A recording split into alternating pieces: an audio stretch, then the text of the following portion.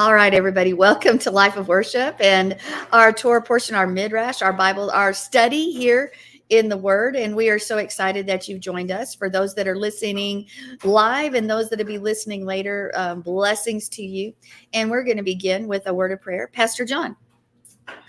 Father, we just lift you up today, and we magnify you, that we're grateful that we're able to gather together, that we still have the freedom to do that. And so, Father, we take advantage of that freedom, and that, Father, that those rights were given by you and commanded by you. And so, Father, we come to follow your kingdom protocols and to hear what your Spirit is saying to the congregation today. We ask that you give us eyes to see and ears to hear, that, Father, that we'd be inspired, that we'd be strengthened, Father, motivated to love you and to love each other that much more. And that, Father, that we walk away from this time after hearing your word and having this midrash, that we are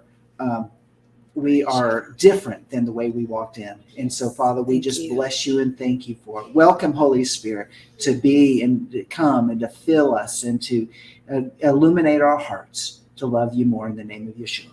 Hallelujah. Hallelujah. And the traditional blessing before the Torah, I forgot to put it in your notes, did I? Nope. Baruchu et Adonai Hamvarek. And everybody else says Baruchu Adonai Hamvarek Lavalam Vahad. Bless Adonai, or Yahweh, who is to be blessed. And you guys say, blessed is Adonai, or Yahweh, who is to be blessed forever and ever. So hallelujah. And we are going to jump in. And today, we're not necessarily going in chronological order. So if those of you that are tuning in online, I have sent you notes. If I know that you're usually part of the congregation, the family, so you guys have notes that I know of. And just take note that the notes aren't even in order. I have some stuff on the very last page that probably should have been put up, but I wasn't moving it around. It just is what it is, right? We're praise Yahweh for notes, right? Thank you, Lord, for notes. That's right. Anyway, so we're going to start off by reading chapter 6 and 7. Joy, if you'd read us chapter 6, that would be awesome. So you want me to start at 6:9? Yeah, start at 6:9. Okay. We're actually going to go back behind that, but we'll do that later. So You want me to start at 7? Yeah. Okay. Here is the history of Noach. In his generation, Noach was a man righteous and wholehearted. Noach walked with God. Noach fathered 3 sons, Shem, Ham, Japheth. And the earth was corrupt before Yehovah. The earth was filled with violence. Elohim saw the earth, and yes, it was corrupt, for all living things had corrupted their ways on the earth. Elohim said to Noach, the end of all living beings has come before me, for because of them the earth is filled with violence. I will destroy them along with the earth. Make yourself an ark of gopher wood. You are to make the ark with brooms and cover it with pitch, both outside and inside. Here is how you are to build it. The length of the ark is to be 450 feet, its width 75 feet, and its height 45 feet. You are to make an opening for daylight in the ark 18 inches below its roof. Put a door in its side and build it with lower, second, and third decks. Then I myself will bring the flood of water over the earth to destroy from under heaven every living thing that breathes. Everything on earth will be destroyed. But I will establish my covenant with you. You will come into the ark, you, your sons, your wife, your sons' wives with you. From every living thing, everything living, from each kind of living being, you are to bring 2 into the ark to keep them alive with you. They are to be male and female, of each kind of bird, each kind of livestock, and each kind of animal creeping on the ground. 2 are to come to you so they can be kept alive. Also take from all kinds of food that are eaten and collect it for yourselves. It is to be food for you and for them. This is what Noach did. He did what Yehovah ordered him to do. All right, Pastor John.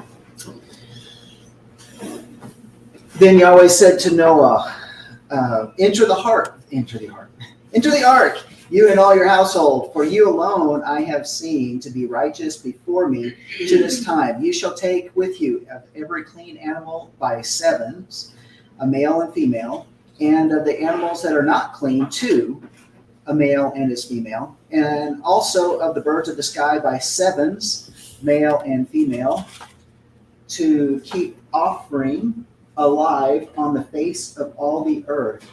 For after 7 more days I will send rain on the earth 40 days and 40 nights, and I will blot out from the face of the land every living thing that I have made. And Noah did according to all Yahweh had commanded him. Now Noah was 600 years old when the flood of water came upon the earth. Then Noah and his sons and his wife and his sons' wives with him entered the ark because of the water of the flood, of clean animals and animals that are not clean, and birds and everything that creeps on the ground. There went into the ark to Noah by 2s, male and female, as Yah had commanded Noah.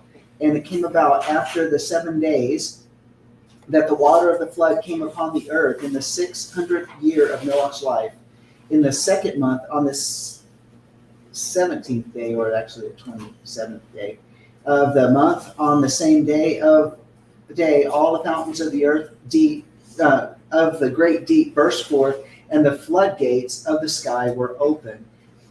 And the rain fell upon the earth for 40 days and 40 nights.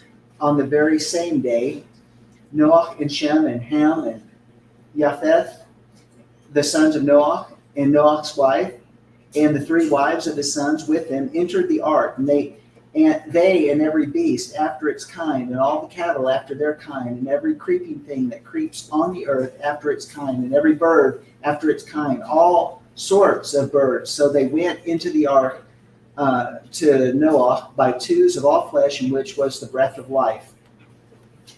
And those that entered, male and female of all flesh, entered as God had commanded him, and Yahweh closed it behind him. Then the flood came upon the earth for 40 days, and the water increased and lifted up the ark, so that it rose above the earth. And the water prevailed and increased greatly upon the earth, and the ark floated on the surface of the water. And the water prevailed more and more upon the earth, so that all the high mountains everywhere under the heavens were covered. The water prevailed 15 cubits higher, and the mountains were covered. And all the flesh that moved on the earth perished, birds and cattle, beasts, and every swarming thing that swarms upon the earth, and all mankind, of all that was on the dry land, and all whose nostrils was the breath of the spirit of life, died. Thus he blotted out every living thing that was upon the face of the land, from man to animal to creeping things, and to birds of the sky, and they were blotted out from the earth, and only Noah was left, together with those that were with him in the ark. And the waters prevailed upon the earth 150 days. All right. We're going to stop there for now. And, many things we've learned after all these years of doing this Parsha. We've learned a lot, but we're going to review some of it anyway. The science of the flood.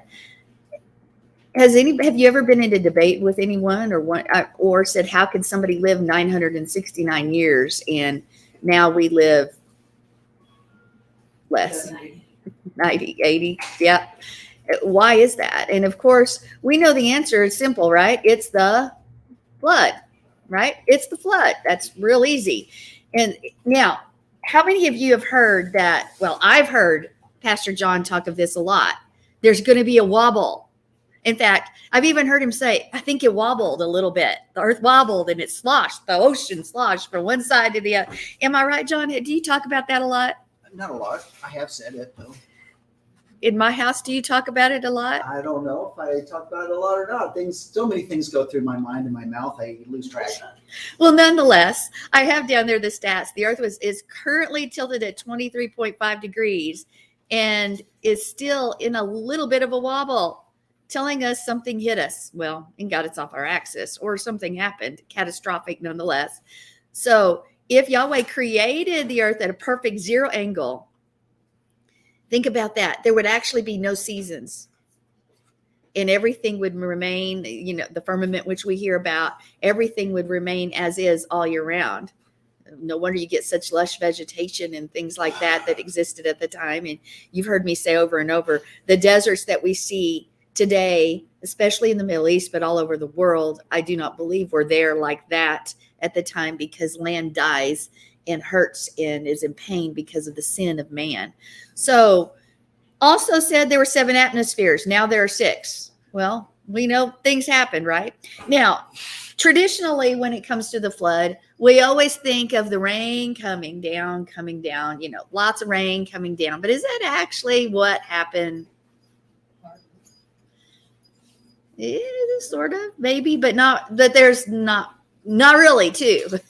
First off, the rain hadn't been there before. But secondly, when we go back to Genesis 7:11, when Noach was 600 years old on the 17th day of the second month, all the underground waters erupted from the earth, and the rain fell in mighty torrents from the sky. Mighty torrents. When we look at that, you're not going to find anything like this part of the verse in Hebrew. It's not what it says, of course, right? Because the translation of timing is pretty accurate. The second of the part of the verse is describing the source of the waters of the flood. Okay. And it's interesting because one of the versions says all the fountains of the great deep burst apart and the floodgates of the sky broke up. Now that one word I did see said floodgates. I can't remember now which one. And you know what we sing? It said floodgates, and so I think of heaven floodgates. So I assumed it was here and here. Yeah, like just being sloshed, poured out. And I just thought of this. We sing "Open the floodgates of heaven." We want that spiritually, Yeah, but maybe we don't say that. we don't necessarily want that physically. Twyla. When I was a little girl, we had, the lakes and the dams and so forth for irrigation. And one of the lakes, huge lakes, they broke out of the floodgate and they wiped the whole country for miles and miles and miles. And it was just like silt because it just, but it really is a child stuck in my craw about it just looks so different than the rest of the world. Well, think about that. That's a really good analogy right there, because if the floodgates opened from heaven and earth, literally life was just is gone.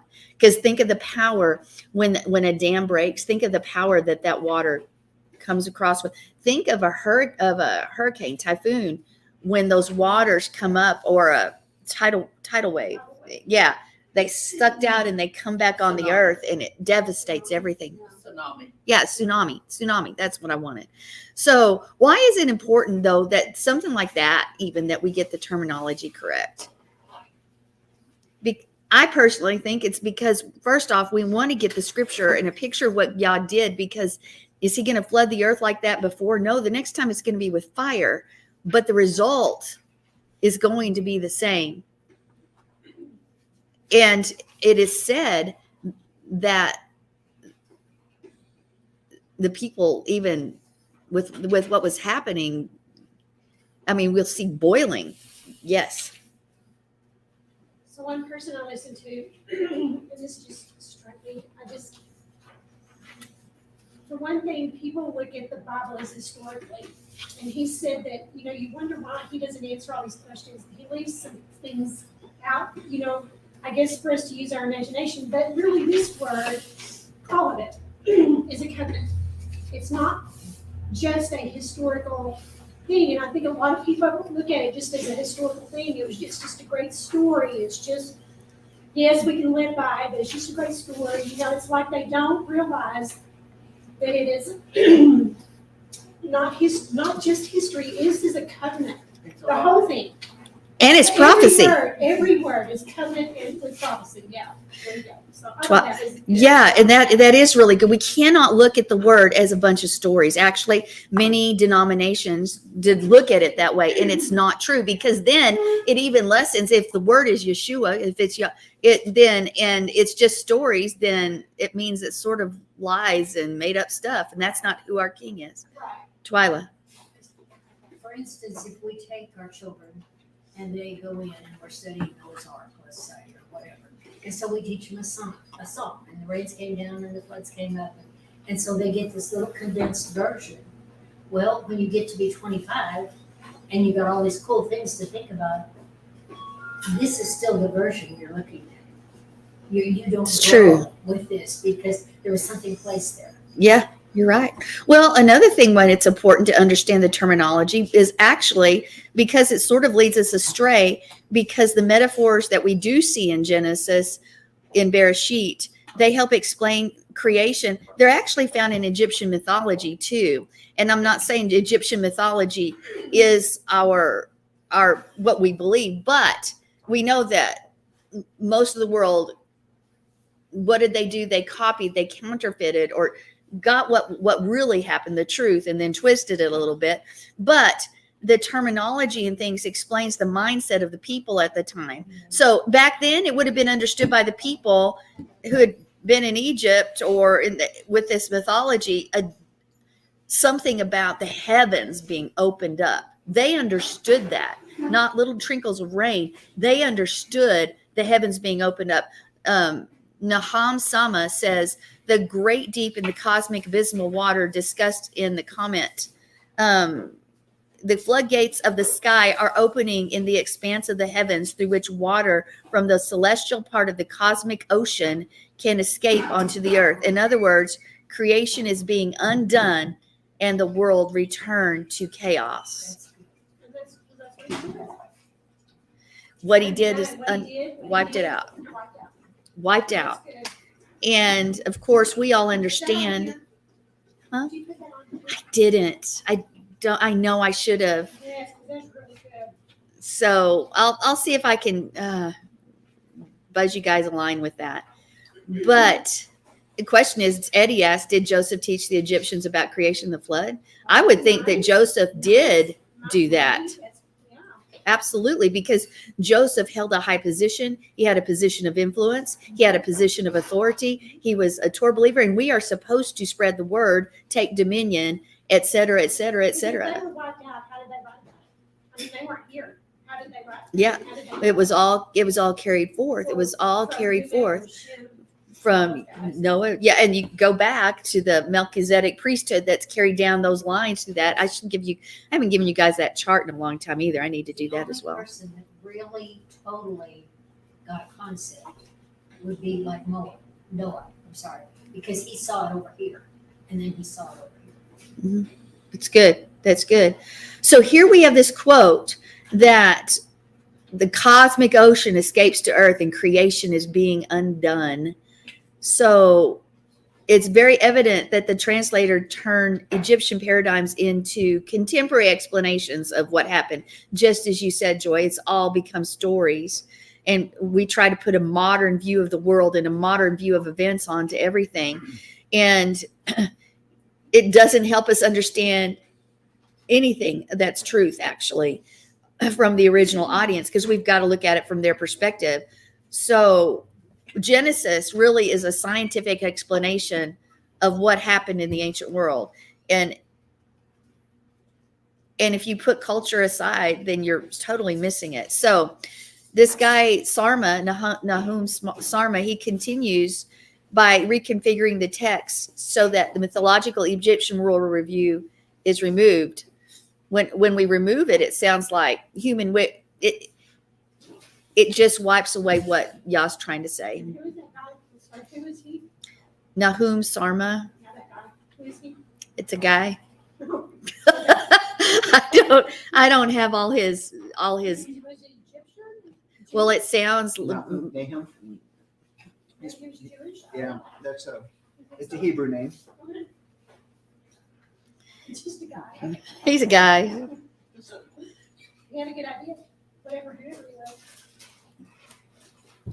Well, You know, one of the things I found to be compelling was reading Jasher, this story with Jasher. that is good. And from the animals, which I thought was a fabulous description of what they did with the animals.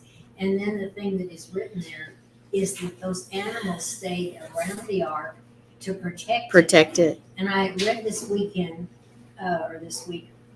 about the Nephilim and so forth, and there was one guy's name.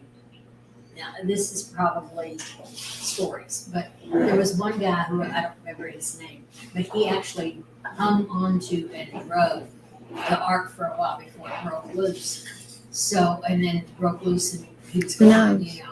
And then the other thing it does is describes just how horrific it was in there with everything. Yeah, the tumultuous. Imagine. Boom, boom, boom. Yeah. So, you know, those are stories, They and they didn't had have- to be stories because unless But- they were written by. But they might have historical context too. Remember, It's like Evan Almighty. oh, No, not like Evan Almighty. and they did not have Dramamine. They didn't have what? Dramamine. But the bottom line is we know sin destroys the world. Sin destroys life. It does. When we have sin in our life, it's destroying life. And the bottom line is there are going to be consequences, and the heavens are going to be opened up. But maybe it's a spiritual thing, but there's going to be physical destruction again, because look where we are. Well, and we have, and I don't mean to say this all the time, but the importance of going before our Father each and every day, and each and every time we think an ugly thought or do an ugly thing. We have to, we need to go before the Father Absolutely. and have forgiveness, and hopefully next time we won't screw up so quick. Well, sin, okay. Sin, when we mess up, when we miss the mark, when we deviate and not fulfill the positions and are not where he's placed us and wanted us, if that has physical earthly implications, imagine what it does to our brothers or sisters. When I mess up, when you mess up, when whoever messes up, does it affect our brother and sister? Literal and absolutely. There are consequences, and that sin in our lives moves others in our community towards chaos. If you think about that, sin is going to result in chaos.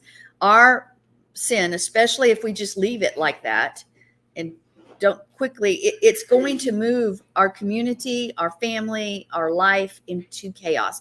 And remember, the path of righteousness, where our goal is Yeshua, our goal is rest, our goal, which in Noach is that meaning, is rest. And so anything outside that narrow path, there's chaos still surrounding that in our lives. And then Joy, after you. As a child, being taught about repentance and asking forgiveness and so forth, one of the first things I learned is you can skip this day and the next day you go fix it, because if you wait 3 days, it's 3 times bigger to fix. Well, and two, I don't want to wait days to take care of something like that, because it just eats me up. But It's Not vegan. well, it's true. and that's a really good point, Terry, because no one's guaranteed tomorrow for sure, and so got to keep those things short and dealt with. But it also goes back and reflects why the flood came. The flood came because of because of the sin, the wickedness, the corruption, the violence that was upon the earth. Okay, let's take that, the sin, the corruption, the violence on the earth. What's going on right now? Well, yeah, I mean, Hamas violence has filled the earth. yeah. And the borders there's new borders being made, and old borders have been erased. And we talked about borders last week, how important it is Yah establishes boundary lines. And those borders have been erased, new ones erected, and what the result is complete chaos, violence fills the earth. Joy. So I was gonna say, the thing that I thought of as well is, Hoshan Korah. He spends an awful lot of time on that, in a couple of Torah portions, maybe more than that. And, the words of our mouth just keep going and going and going. And so it's not maybe necessarily just physical sin, but the words of our mouth. I mean, Yeshua said, you speak about someone, you murder them. I mean, it's murder to them. That's right. So, you hear it. I mean, it's not just us. You hear it on this thing, the news, not The news, but- right. I understand what but you're saying. These things, you hear it, it's spoken out, all these different things. The riots, people speaking against Israel's, speaking against Christians or whatever, I just think that that's against God's people. And those words somehow need to be uprooted. I don't know. Well, and we say, judge not. He says, judge not my anointed, my appointed. Now we can take that on an individual level. Somebody that wants to do the new moon Paul says that. as Right. well. But even the harsh judgment that we receive when we judge God's people, those that he's called into position, those that he's appointed and anointed. I mean, it could be a micro and a macro level on that. And so we've got to be very, very careful. And what you said, something you said, Joy, you said, Lashon Hora, just like that sin. Well, here's the problem. Here's not a big problem, is that we so often do not think of the words of our mouth as sin. That Right. the conversation that we have, that, and it is just as much sin as everything else, because we're going to be judged for every word, and that every idle word. And I'm telling you, I mess up enough times. I always think, wow.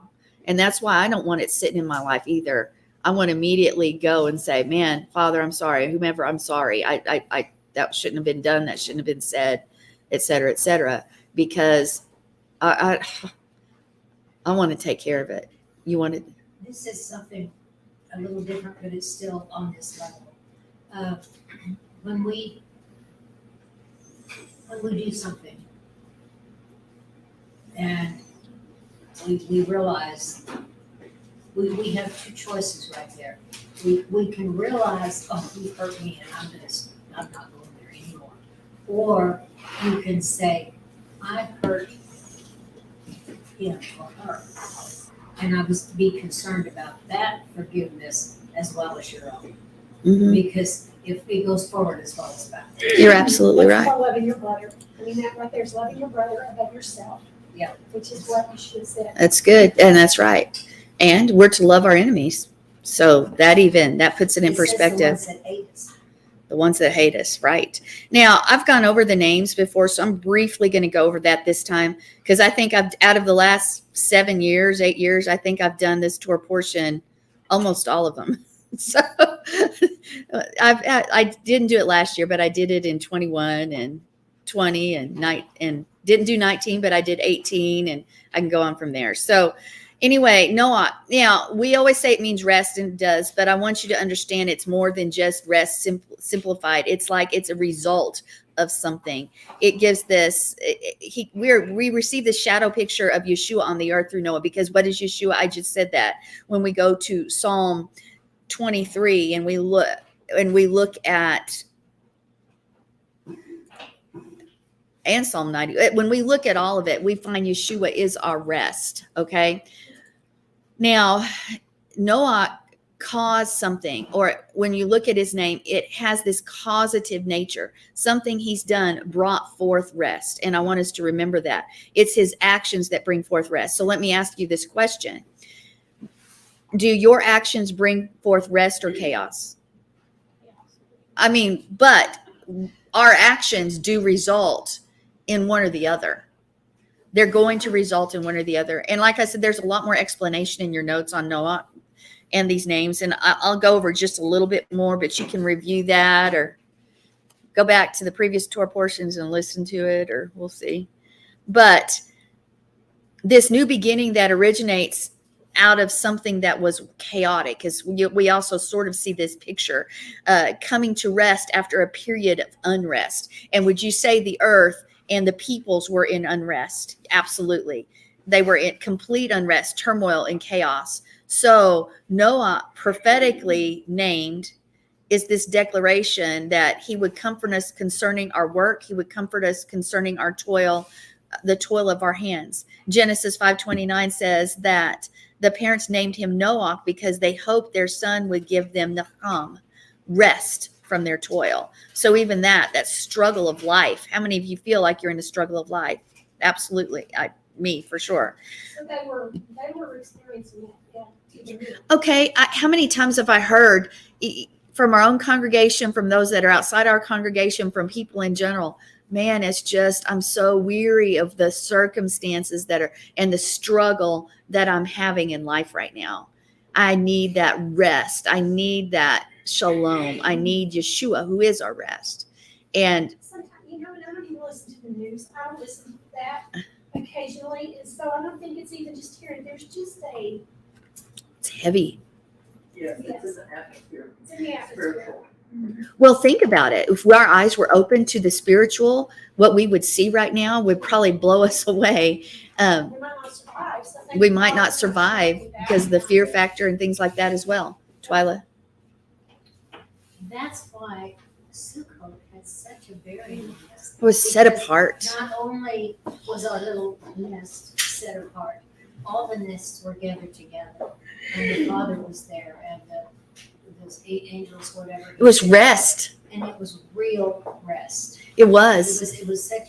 It can't be repeated like that without the Holy Spirit and the worship and everything that goes with it. Joy. And remember, Noah, the Father didn't start the rain for 7 days. He was in the ark for 7 days with that covering. Because pitch, you know that pitch, you probably already did this, but pitch and cover are the same words. Yes. So I just thought that was very interesting. I figured that out today. Yes. Pitch and cover. Yes, they But are. anyway, I'm just saying for 7 days. And 7 then on the days. 8th day, he started the rain. On the 8th day. Now, what you said, what you both said, is that when I think about this, how important then is it that we're supposed to practice and we're supposed to do the feast, but there's a respite within that.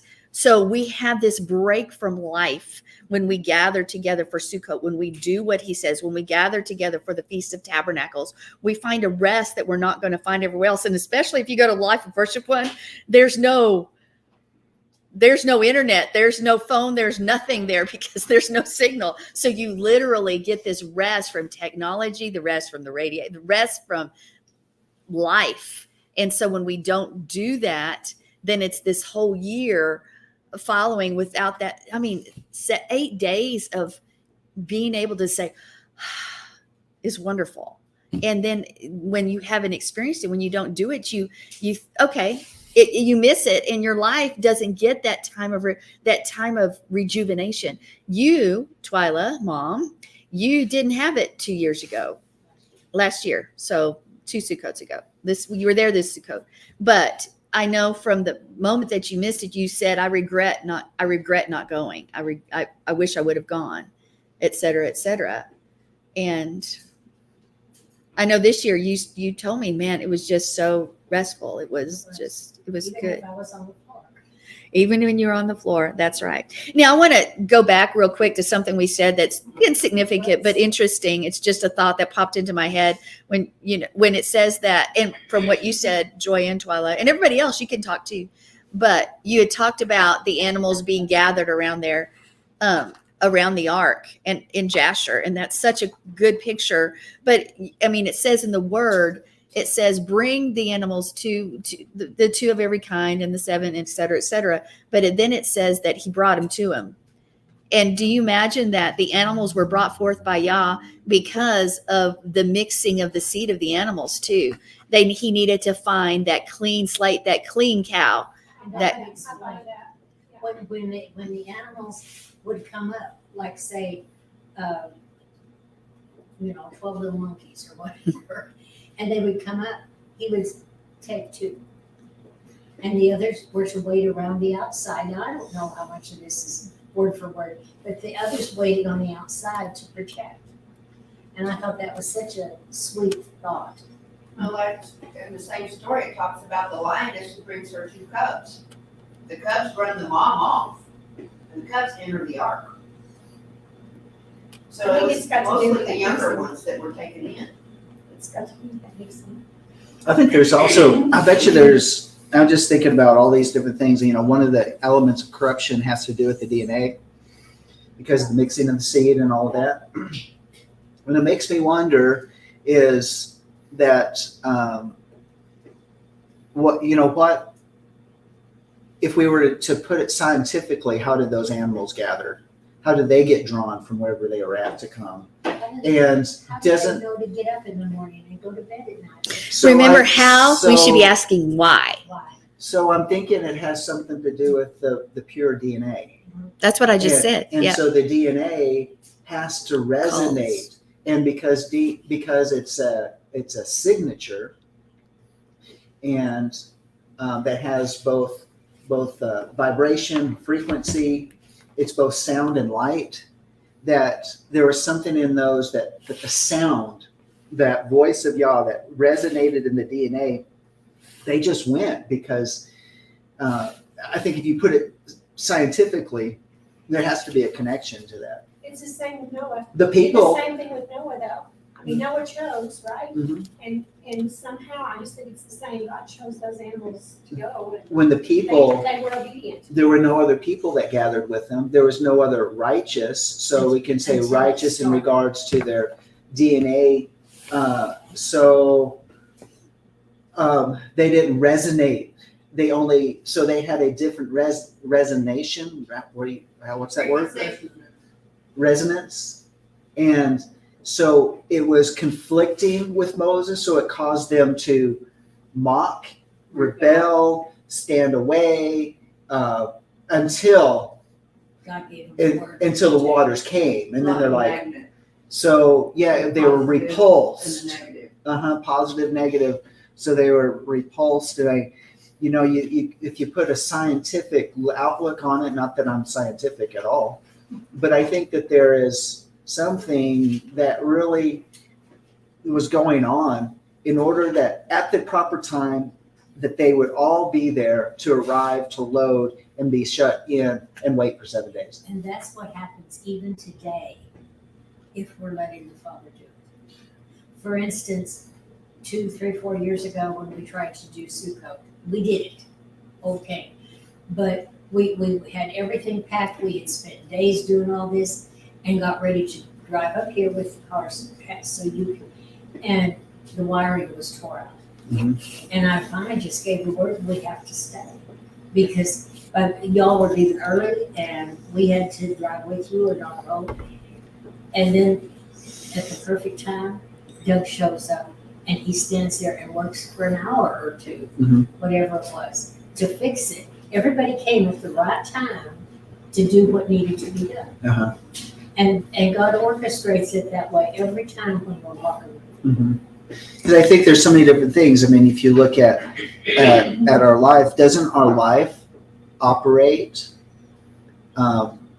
correctly when we have the Shabbat? It's the set apart day. It's not the seventh day. It is the set apart day. We have 6 days and then a set apart day. And so we have the feast days and in those feast days are high holy days, and our lives just, there's a synchronization with the very clock of Yah and his timing when we are in sync with it. Because I would say this, for years and years and years, having Sunday church, having Christmas and Easter, there was never shalom. There was a shalom because of Yeshua, but not a shalom because the days were off. Everything was off. The clock was off. The calendar's off. Everything was off. And so putting those pieces into place, we've said even the weekends feel different just because we have the Shabbat set apart. And I think it goes all the way back. It goes back to the beginning, but I think it's also emphasized here, just simply watching how chaos and confusion brought on by these fallen angels and the mixing of the seed lines and all of this sort of stuff to bring chaos and confusion. So how does God destroy it? With water, mem, the mayim, the which is, mem captures that in Paleo Hebrew, which is water, blood, and chaos. Or restoration. Or It has restoration. both sides. And It has so- both sides. So, how much, and it also brings up the other thing, in when we were at Sukkot and we all had the mikvahs and the testimonies of the mikvahs, that how refreshing and restorative that was. And so the earth needed it then. And honestly, the earth needs it again. Okay, but what always precedes rest? What usually precedes rest? Chaos. There's a storm. There's a war. When we mentioned it to go to Sukkot this year, there was a war for pretty much everybody that went in order to make it. There were obstacles that had to be overcome. In fact, everyone had multiple opportunities to say, I give up. I just can't be there. But you made it. And that always happens. There's a period of warfare that you have to go through in order to get the rest. Noah, can you imagine? He was the preacher of righteousness. And nobody listened. I know how that feels sometimes, right? But he still did what he was supposed to do. And there was chaos all around him. I can't imagine the pressures and the chaos he had to endure. But so there was warfare for him. Noah is hinted as this role of a protector of a sort of type, and by his way of life. And he would cause this rest over a period of time, over the circumstances that happen. The rest would come. And so in Noach, there's also... Oh, can I say something about that real quick? So one of the criticisms of the young adults and young generations of our generation is that we always talk about, the end times and eschatology, the study of the end times, all that sort of thing. And they said, and their excuse was, we don't want to go when we're hearing that all the time because we believe that, we're so young, there's so much in life to experience. We want to get married, have families, and, be independent on our own and all this sort of stuff. And so one of the big criticism, Pastor John always speaks about the end time stuff. I don't want to hear it. I don't want to hear that stuff. And so therefore, et cetera, et cetera, et cetera. And honestly, in the last few years, I really haven't touched much on it, but there's a few dabbles here and there. But on the other side, when we get older, we've experienced marriage and family and raising and bills and jobs and conflicts, and we see wars and rumors of wars and droughts and famines and hardship and chaos and confusion in the earth. And what is it that we do as we grow older and we get this maturity? We look to the scripture saying, Father, send relief. and honestly, isn't that in the story of Noah is this whole thing? He was a preacher of righteousness. And how many years did he say, get prepared, turn away from wickedness, repent, for the kingdom of heaven is at hand. I mean, this stuff is going to take place, and the day came. But it came through, he's 600 years old. But nevertheless, I think I was probably in my 40s. I didn't want to talk about end times. I didn't want to study. There's too many controversies about the book of Revelation, rapture, no rapture, mid-rapture, whatever. But the Father got a hold of my heart. It was probably about 2006, and he said, "No, you need to study this out, and you need to look at it."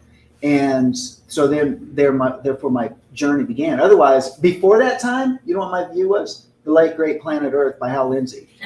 Well, he was wrong. Yeah, okay. But I mean, that was a view because he studied it. I don't want to study it. But on the other side of it, this is when we mature, we begin to understand. We live this life in all of its hardships to recognize we need a Redeemer, we need a Savior, we need someone to pluck us out of this mess that we're in, however it looks, so that we can be surrounded in His presence and experience His shalom and know our Redeemer. And just like they did in Israel, and that's why there was an Exodus. And if we don't have that rest, and we don't have that learning part where things follow certain things, you get up, you get grown up, you get a job, you have kids, they all, in the best cases, go at certain times. But we tend to want to break this and off and throw that one away and jump start to, ahead. Mm-hmm. And we really need that strength as we learn it, And that's what gets us through, honestly. Those are the things that allows us to work through life because we have this hope. Andy. And we learn what to do. One of the things I did early on as a young married woman, I had me a scrub bucket. And when the days that Jerry left in the evening and I was crying my eyes out, I got my scrub bucket out. My kitchen floor was clean. Come to mind. Andy. One thing about end time prophecy, and if you go to the end time, when you talk about end time, people need to understand how to be prepared for the end time. those of us who are prepared for the end times and the end time prophecies, I mean, I enjoy that stuff. Well, It's it's not just sitting somewhere. I don't ever enjoy it. I love to go to Sukkot. I mean, I have a good time going down there. I enjoy going camping. I enjoy being out and going and using that stuff Mhm. that I have prepared because, you know, of end time prophecies. End time prophecies tells you to be Right. prepared, but you don't just get a bunch of stuff that you don't enjoy. I mean, right. it's all stuff that we enjoy. Yeah. Well, and even we read, when we were reading it, it says that, hey, bring the food that you're going to need. Gather food, gather, prep. You need to prep from what's to come. By the way, this stream looks like it's breaking up a lot, just FYI. So I have a question, and everybody, again, that's online, you should have notes if I know you're normally in the room. Okay, my question is, see, Noach has a value, a numerical value, gematria of 58. Do you think it's an accident? Of course, it's not an accident. But why do you think Ozen, has the same value? Remember, if they have the same value, they're going to share meaning or enhance the meaning of one another, add to. So and Noach have this value of 58. See, when we see the word ear in Hebrew, we have a two, right? If we only have one ear and we can only hear out of one side, and we have people here in the congregation that can answer this directly. Are you balanced when you only are able to hear out of one ear? No. Is it harder? Is it like you can't pick up stereo because stereo is usually you're hearing out of both ears? Well, and your sense of balance. That's what I'm getting at, because balance is ozanin. So it's of that same, it has that same root right there as here, Well, the balance. ear is what keeps you balanced when you're walking. I know. Can I tell on you, Andy? Because, Andy's had 3 surgeries for 3 different brain tumors. And that part of his body at this point has not been completely made whole again yet. So he has hearing loss. It's your right side, right? It's your right side. And I know sometimes for you, it affects you. It affects how you feel, that you get, there are times that you're totally unbalanced. Yep, and that mono hearing is a real mess. You know, 'cause you think the sound is coming from over here. It's over there. Way over there. You think the sound is coming from way over there. It's actually in your pocket. Oh, You know, is it? Yeah. So, I heard myself, Mike called me, and my phone, I thought, oh, it's in here. I walked around and looked, and come on here. Looked in the bedroom, looked all over the house, it was in the pocket of my shorts. I didn't think I had it. but It so, sounded like it's coming from way out somewhere else. is there a significance to finding rest, Noach, rest, something that's accomplished, and hearing? Yeah, if you're hearing the word, you're going to be more restful and more at peace. Right. We should be hearing the word. We shouldn't just be reading is good, but that's why I always am big. Proclaim that word, declare the word, because the word has life. Faith comes by and hearing. By the word. So there's a job we have to do right there, is proclaim that word. So we have that balance, that ozanin, our ear, ears connected to Noach for a reason. And Noach was good at listening. He listened to Yahweh. He paid attention and he weighed what was being said, and his actions followed suit because he was listening. Now, because time is just ticking away, and I really wanted to spend time on the Nephilim today. So I want to remind you guys, from 2 years ago, I taught you on Shem, Ham, and Japheth. Again, you have stuff in your notes, but it represents 3 people groups. Shem represents those that bear the name, that carry the name. Because Shem means name, right? It's pretty easy, Shem, name. And we know that he is the son that carries on that Melchizedek teaching and teaches our Abraham. Noach and Shem are very much involved in teaching Abraham, Isaac, and then later Shem and Jacob is working with him. But so that kind of person, those people groups that under Shem are identified by the name. They're the name. But you have Ham. Now, when you look at Ham, some people say, again, this is brief, that it's dark this or no. It has to do with something in your spirit is dark. There's a darkness within your character. There's a darkness within you. So there you have that people group. So you got people that carry the name, people that are dark, and Japheth or Japheth represents those that are easily enticed, easily swayed, easily moved by the wind. And those three people groups are present on the earth. Do you see that as a true statement that the rabbis talk about? And again, you can go through your notes and look at that. We're not going to spend time on it today because of time, obviously. Even in our,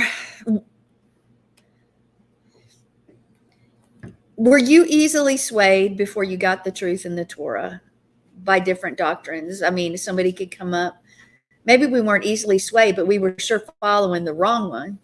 Even in our ignorance, we were following the wrong one. But I would say very much so we see those people groups represented on the earth. Okay, I want to move to the blessing that we see in Enoch, and that is on your notes. And it says, these are the words of the blessing of Enoch, according to which he blessed the chosen and righteous, who must be living in the day of tribulation, which is appointed for the removal of all the wicked and impious.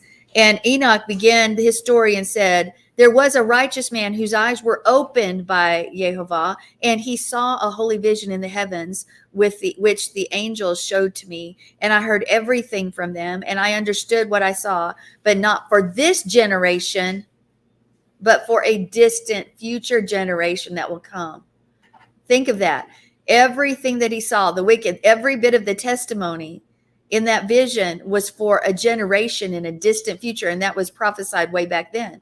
And then Jasher 4:8, and their judges and rulers went to the daughters of men and took their wives by force from their husbands according to their choice. And the sons of men in those days took the cattle of the earth, the beasts of the field, the fowls of the air. They taught the mixture of animals of one species with the other in order therewith to provoke Yahweh. And Elohim saw the whole earth, and it was corrupt, and all flesh had corrupted its ways upon the earth. I want to, all men and animals. I want you to, you heard me stress this. The judges and the rulers were abducting women and children. Okay, let me ask you something. Do we see that today? Yes. It's huge. Human trafficking. And who's doing it? It's the elite that are doing. The elite are hiring smaller, less powerful people, but the elite are the ones that are pulling the strings, and then the elite are using them as chattel, as objects for their own pleasure, for their own consumption, for their own sacrifice. What was the reference in Enoch? Enoch 1:1 through, I have 1:2. Start in 1:1. If you didn't put it in the notes, or at least I did not find it. Page 7. Page 7. That's the bottom. I told you I'm out of, it's not, everything's not in order today. So think about judges and rulers were abducting women and children. And so let's go to Matthew 24:37 if somebody would read that. For peoples will fight each other, nations will fight each other, and there will be famines and earthquakes in various parts of the world. Keep reading through All 38 this and is 39. At the beginning of birth pains, at that time you will be arrested and handed over to be punished, put to death, and all peoples will hate you because of me. Okay, yeah, you read your version, John. Matthew 24:37. 37 through 39. For the coming of the Son of Man will be just like the days of Noah. For as in the days which were before the flood, they were eating and drinking, they were marrying and given in marriage until the day Noah entered the ark, and they did not understand until the flood came and took them all away. So shall the coming of the Son of Man be. Now let's jump over to Hebrews 11:7. It says, by faith, Noah, having been warned of what was yet unseen, having feared, prepared an ark to save his house, through which he condemned the world and became heir of the righteousness which is according to faith. Now we're going to look through two more scriptures. 1 Peter 3:18 through 20. 1 Peter 3:18 through 20.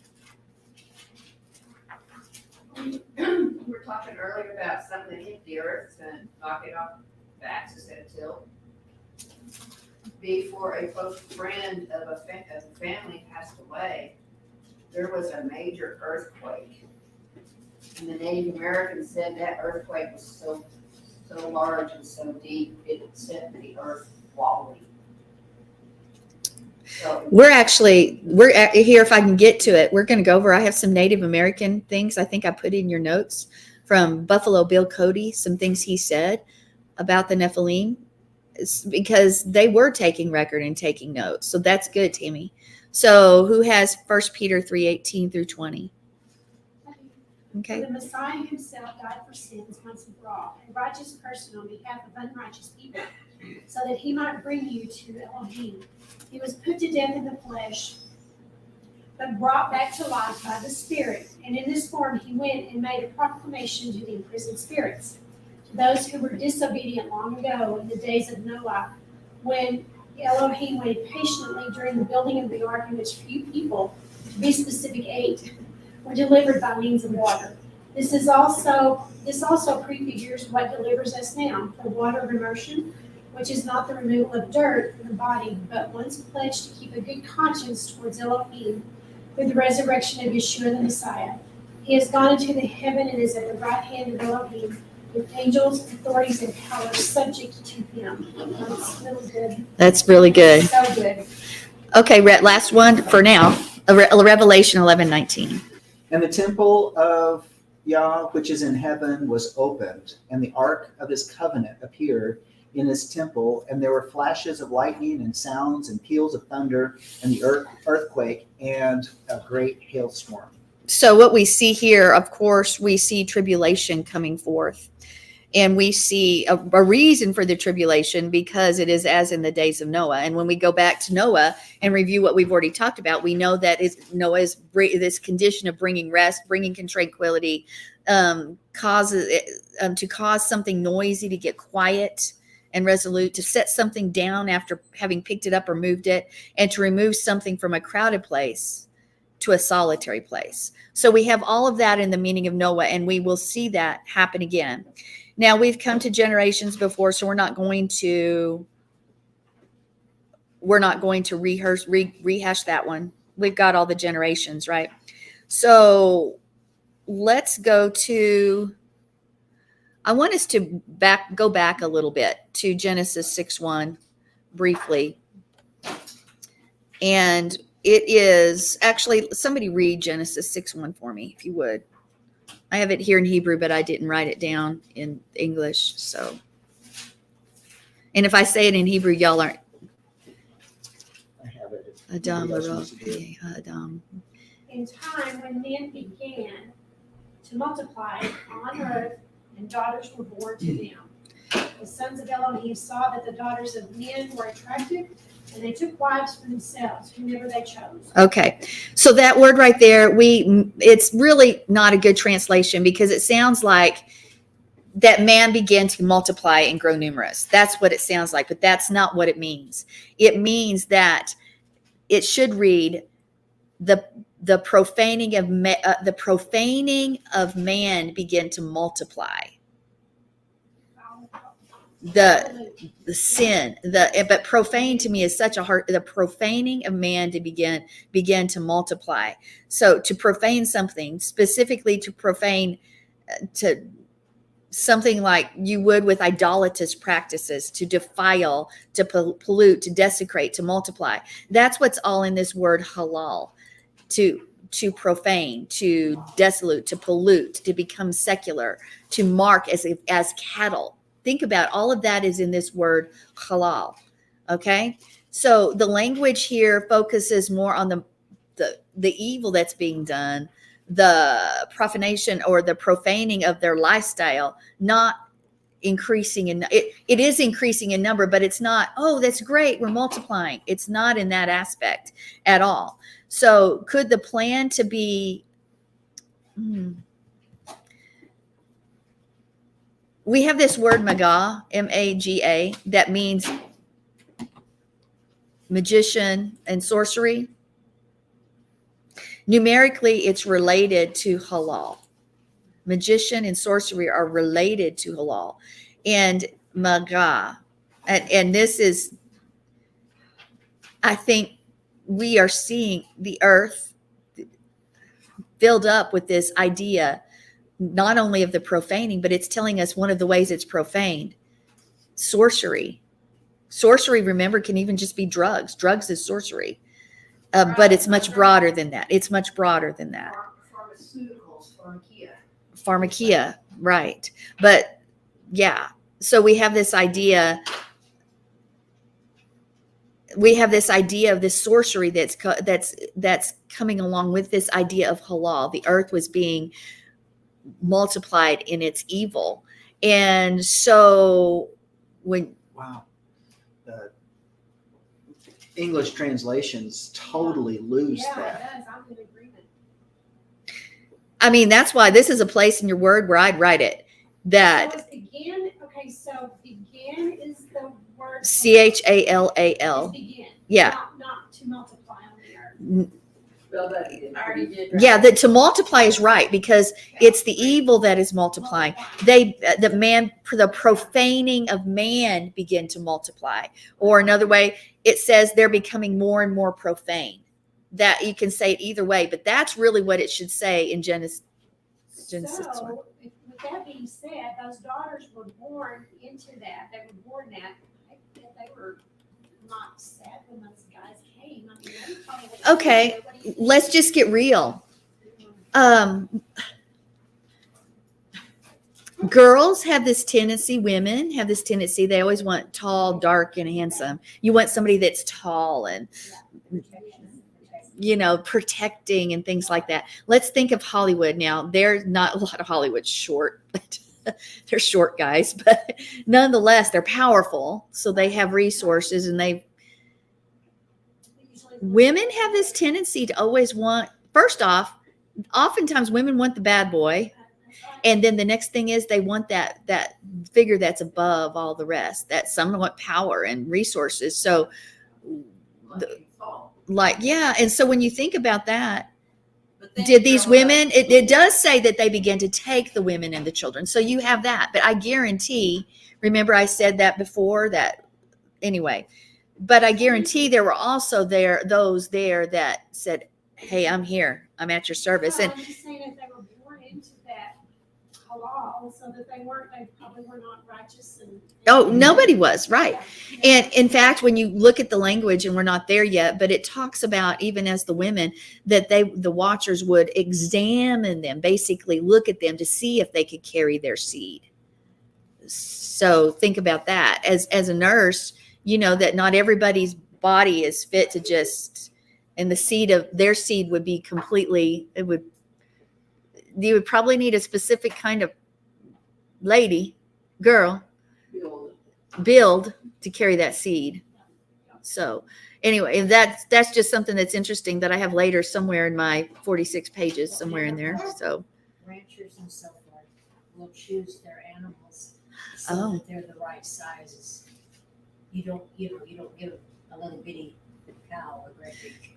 well, that's true. And psychologically, Dogs in the same way. You can't, anyway. psychologically, you go back, and it is said, it's been years since I studied this, but if I remember right, which is that men were naturally inclined, something about them. Now today's standard is completely different because you're used to you're compared to the airbrushed woman but in the past, when you looked at women, men's desire for women was usually more of a plump woman and curvy. And it is said that, right, even in the paintings, that was the desire. And it was said that men naturally gravitated towards that because they were good for bearing children. So Plus, they had some meat on them to survive the winter. that's true. That's true. I'll be one of the last ones to. You skinny ones. Sure, we're we'll be gonna on the last. same boat. You guys. Just saying. Okay, the Hebrew word hachel comes from halal, which we've just been discussing, which is the het lamed lamed, which means to hollow out a pierced person or someone totally wounded. So hachel, which is from halal, means to hollow out a person pierced, someone totally wounded, an illegitimate priesthood, even an illegitimate priestly descent. So we have the men of the earth at this time profaning the name by becoming what the name was never intended. When we carry his name and we compromise it, now I'm not talking the mistakes and living a life on purpose that compromises the name. Are we just like that? Halal, we're tarnishing his name. We're bringing violence to his name. Really, we are altering his name, because it's the way people see it. So today, what's happening? And I'm going to be really careful here, but we have man is being assigned into areas man was never assigned to be. So let's look at when somebody thinks they're one thing and they're an animal or an opposite sex of what they really are. We're profaning that name because he created us as his creation. Did he create us as the beast? Did he create us as that? But we know without the Torah, by the Torah definition, if you are not following his instruction, if you're not living out his word, the Torah, if you're not following out, then you are as a beast. And that is, and you're not human according to the word. If you're going to be categorized as human, then you need to be following his word, or you're just as the beast. And we've seen that. You've heard me discuss that many times, because the people run around now and they act like animals. We have beasts ruling the nation, ruling the nations, ruling our governments, our local governments. We can go to all sorts of areas, but the beasts are ruling, and and they're going to produce of their kind. And that's why it's important that we participate, and that people that have faith participate, even locally. Even if they think things are rigged, you still need to participate and use your voice. But that's not what we're talking about today. It's very interesting, that word too, before you move on, also means to violate. So to violate the honor of, or to dishonor, but it also means to violate as in a covenant, or to break one's word. Which word? Oh. That word halal. Halal. Yeah. So when you think about it, there's this covenant. They're all under the covenant, and they're all just violating that. That's also what's happening. It's that violation of the covenant is multiplying in the earth. And what are we looking at today? The very fact that humanity is violating the social contracts. Because where do the social contracts come from? They come from the word originally. But if you don't have the word, or you don't have the foundation of the word, then it doesn't matter if you violate somebody else's dignity or right, or beat them up verbally, or whatever it is. It is the same thing as in the days of Noah that's happening right now. You can say, well, what about the Russia-Ukraine situation? What about the Israel-Hamas situation? It's all violations of this social contract that we're supposed to love our brothers. And yet the sheer fact that you continue to send arms to propagate is premeditation of this violation of the social contract. It's not helping resolve the issue. And so we see, such as the days of Noah. I also find it interesting that when you look at halal, the numerical value of that 68, and one more time, now it's not just ear, but to give ear is the same. So that's twice. We hear this idea of hear the word. Now, I want us to talk about giants for a minute. Talk about Nephilim for a minute. I want to go back to Genesis 6:11. I told you I'm hopping. I'm jumping back to the earth was corrupt before. Let's just read this. The earth was corrupt before God, and the earth was filled with violence. And God looked upon the earth, and behold, it was corrupted, for all flesh had corrupted its way upon the earth. And God said to Noach, the end of flesh has come before me, for the earth is filled with violence through them. So here we have this very thing you're talking about, John, that all flesh is corrupted their way. The vav, the suffix at the end, means his way, actually, not their way. We've corrupted his way. So instead, the Hebrew should read the Aleph Tav's way, derek, the way, dalet, resh, kuf, which is the word for way, which y'all know that because we've studied that one a lot. But this word hints at imitating the walk or following the path of another. Do we follow a different path? So this indication of the whole earth is corrupt. It's in saying corrupt, corrupt, corrupt, corrupt. We see it over and over again. It's indicated that the way of living, the way we worship, the path through which the Aleph Tav would come has been corrupted. So all flesh had corrupted the Aleph Tav's way. All flesh had corrupted Yeshua's way. All flesh had corrupted Yeshua's way, his path. And that's actually what should be said right there too. All flesh has corrupted it. We corrupted everything. His way is Yeshua. All flesh had corrupted that. And so, yeah. So this is talking about the bloodline, not walking perfection. Noah wasn't perfect without sin, but he was perfect in his DNA. And I said, I'm not going to get there. But when you look at that corrupt, become corrupt, takash, is an outside skin covering. And I thought about that. When I think of our skin covering, our flesh, think of different coverings. When did we talk about this? I don't know if it was in our conversation, but we talked about covering in flesh and the tabernacle. You talked about it, John, being covered by the skin. It was We you. talked about last week. It was last Yeah, you week. said last week. Okay. Okay. We were covered with glory. Yeah, but yeah, I knew that, but That part. yes, that part. But this corruption, this idea of this outside covering, pointed. This is the closest to the world. It's our flesh. We have talked about the flesh being closest to the dirt, closest to what's happening. So it has another. It indicates one more time this ruin and this corruption, and its need to go. We've got to go beyond that, and man is fallen. Their flesh is fallen, and if we're going to go back to the source of life, this flesh has to die. But it all happens, and I always think of Tammy when I talk about this word, especially in this Torah portion, is the boundaries have been violated.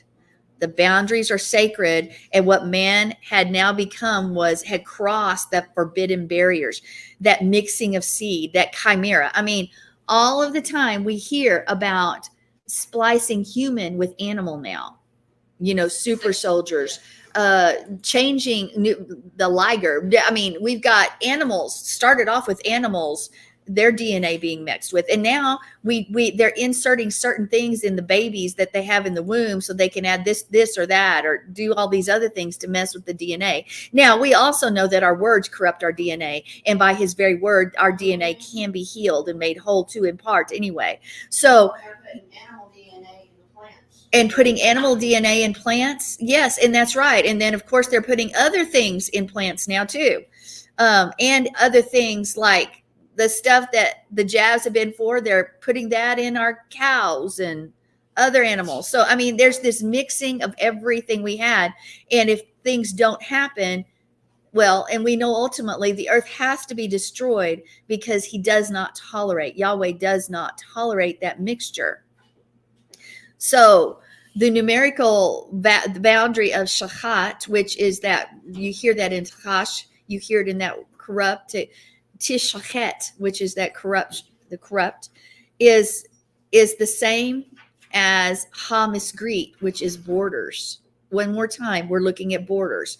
So what's really happened to the U.S., what's really happened to Israel is there's been a border breach. And you want to know something? The leadership allowed the border breach. Our leadership that's in place now has allowed our borders to be breached. And now we have violence, Hamas, that's in our own country. Israel allowed the borders to be breached. It doesn't mean that we're not sad, because what's happened is horrible. The people were perpetrated upon. But for one reason or another, whatever spirit led them, the borders were breached. And Hamas, violence, and all those other words that we talked about, what it means, it came to fruition. So I watched online, and there was several states that had Hamas cells in them. I would say probably almost all the know. states. I mean, that we know or don't know. Goes here. Wow. And let me tell you, you think that they're going to change and be when there's a crying baby that's in your arms and a innocent woman that's standing there. Do you think there's going to be mercy for those people? No. The same thing that they've done in Israel, they will do here. Right. Period. I'm surprised that we haven't seen anything yet. And what's sad too is that Israel, I guess you probably talked about it last week. Your words are ringing in my ears, John, but you had said that Israel had taken the guns away from their people in certain areas. Wow. And of Yeah. course, those areas were. They took the guns away from people that are unarmed. So when I heard a testimony or read a testimony or something, I heard it today, and it was about this family, and hallelujah for that. They were in that area. I heard several testimonies today, but this one, somebody was looking out the window and they said, "Hey Dad, look, the soldiers, the Israeli soldiers are here." He looked out that window and he said, "Those aren't Israeli." He says, "Get down to our shelter." They had a hidden place in their home, and they got down there, and those guys immediately entered and went through everything, and they never saw them again. Under his protection, even in the midst of the violence, even in the midst of the chaos, even in the midst of horror, he can cover us. Didn't Yeshua say that you pray that you don't are pregnant or have a nursing child? But Well, according he to said- Eddie, He that said, means woe. He said, woe to those who Right. are. But according to Eddie Nursing. Chumney, if he says that, that means you will. So prophetically, or yeah, I remember Eddie saying that Yes. several times. So prophetically, what does it mean to have, as spiritually, to have that nursing child?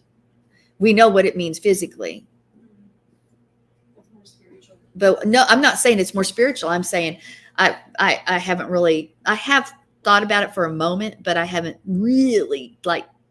Is that whole thing he says, pray it's not on Shabbat or pray it's not. In the winter or on- But what did they do? Hamas attacked on Shabbat. I know. They attacked on they The attacked. opposite, yeah. I don't care if we're doing Shabbat. So That was a double Shabbat, so a high holy. but how much more does it show? As a nation, we have let our borders be breached, but They're still that's very same those very same atrocities happen to our spirit and our soul when we don't guard our borders as well.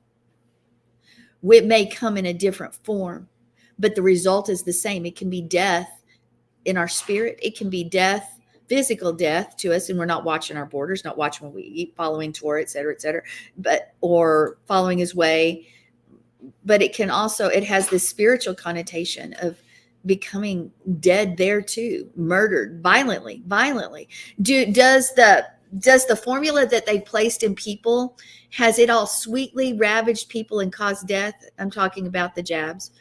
Have they, when those things have crossed the boundary, have they sweetly and gently taught people? Are people just dying? I hear all the time about this kid. I read recently about an 8-year-old dead. I read, 2 daughters that we prayed for back in the summer. yes, Tammy was going to ask about that. They're still in a coma. And that happened They because why. Daddy said no, Mama said yes, Mama won. And immediately those pretty close, those 2 teenagers, right? One's a teenager, one's not. One's Elementary, one's. it's wreaking havoc on every generation. Isn't it sort of like the corrupt leaders are taking the children? Yeah. If they aren't doing it one way, they're doing it another way. The boundaries have been crossed. So we need to be careful. I'm not even sure if that wasn't set up in Israel. Well, Israel on that concerning that was like leading the way on that. But you've got to remember, Israel as a people right now, there are people there that love the Torah, that love his word. And there are people there that are believers, but they have to sort of keep their voice down about that. But much of the land is still filled with people that are completely against his word. Remember, I talked about last week, I am not talking replacement theology. I am not, because Israel is Israel. God has a people. He is coming. Yeshua is come. He came to what? He came for Ephraim and Judah to reunite the brothers to reunite and become one family again. But Israel's DNA, or not Israel, Hebrew DNA of those 12 has been spread throughout the earth. And he does call to us, but, and if everyone has to be grafted in, for those that are not walking in faith, his faith, for those that are not walking in his way, that is who Israel is. And yes, Israel is a people. It is much of the Jewish people. But if you are rejecting his word, then are you called his people? Or are you spewed out of his mouth and not his people? So that's just a thought right there. 122. Okay. Skip. I want to get, my whole goal was to get to Nephilim today, and I'm way far away. So I want to just talk about people, since we're talking about people and violence. On there, I put the 7 manifestations of the wicked lamp again for you. I meant to do your notes in color. I apologize. I did not realize it was set to black and white. But here we have, there are 6 things which Jehovah hates. Yes, 7 which are an abomination to him: haughty eyes, lying tongue, hands that shed innocent blood, a heart that devises wicked plans, feet that run rapidly to evil, and a false witness who utters lies, and one who spreads strife among brothers. So we know that of those things that's represented on the menorah, that's represented also your days of creation are aligned with them, the 7 assemblies, the 7 spirits of Yah, the 7 feasts. We can do a study and have done a study, and we'll do it again with all of those things and how they relate to each day. But ultimately, when you have somebody who's, once you go to the one who separates brothers, you pretty much have turned yourself over to evil, because you have walked in as proud eyes and a lying tongue and hands that shed innocent blood. I mean, that's our world today. Hearts that devise wicked plan, feet that run to evil, false witnesses uttering lies. And then what is that? All of those things ultimately do. You are now not dealing with those issues in your life. You've become that person. You have become the epitome of all those things wrapped into one. So we've got to follow that blameless way and not become those people. And I think of Nimrod, who became a Nephilim. And I believe that there was DNA mess with him, but I also believe spiritually we see that as well. And we see that with Ham, because his grandfather, is it his grandfather or great-grandfather? Great-grandfather. Anyway, his bloodline had already let all that in, because that dark countenance was all upon him. So, and it just spread to his kids and their kids and their kids. And that's why it's so important, because the other works too. The other works as well. So I want to talk about the Nephilim real quick. Not real quick. I want to get there though. But there's much debate. Many say, well, the sons of God are just Seth's kids, et cetera, et cetera. I can show you lots of stuff. That's not it. It's always been about the DNA. Joy. So,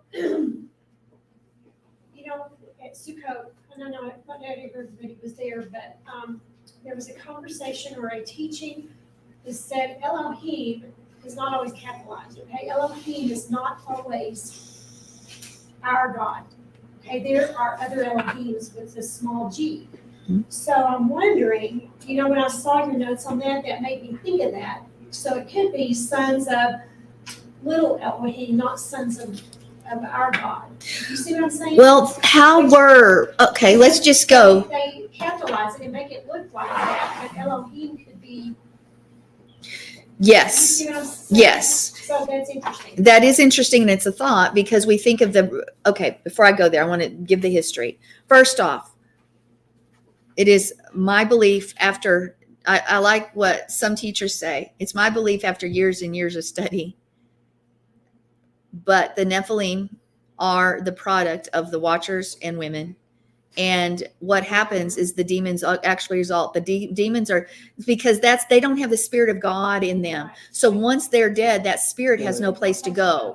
So what does it look for? It looks for a body so it can satisfy its flesh. It looks for a body so it can act and react and enjoy the anger, the hate, the rage, the rejection, the whatever it is, because it's looking for a body, whatever it is, it's looking for a body to live through. And so I can give you lots of study, lots of notes as to why, but that is part of the science. I'm looking for, actually, I pulled my notes from that conversation. So you have this idea of this mixing. And that's why I talked about earlier about them even examining the women, because the whole purpose was to cut off Yeshua. It's always been to cut off and corrupt the seed, so that seed is that counterfeit seed, and all that remains is his.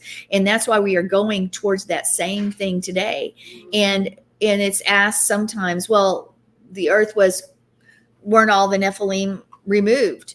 And of course, when things happen, we have lots of theories and things like that, but we know that even now that we can do things to cause our DNA to be shifted and changed into something else. And here's my question. Once your DNA is not his anymore, what did he do with all corrupt DNA before? He got rid of them, got rid of it. So when our DNA has been corrupted, especially by our own hand, we're becoming something that we're not meant to be. And we cannot think of the days of old as that they were stupid and they didn't have knowledge and wisdom. There's been proven computers and all the things way back, even whenever. So when Nimrod became a Nephilim, and he has that same agenda to corrupt the seed, and that has not changed. Now, you will hear scientists say there's never been bodies and other things located. That's a lie. In fact, it is said that there are some, now this is pre-flood, post-flood, they're not near as big. And a lot of what you see found with those, I put some pictures on the back of your page of some skeletal remains and things like that. Those are the small Nephilim.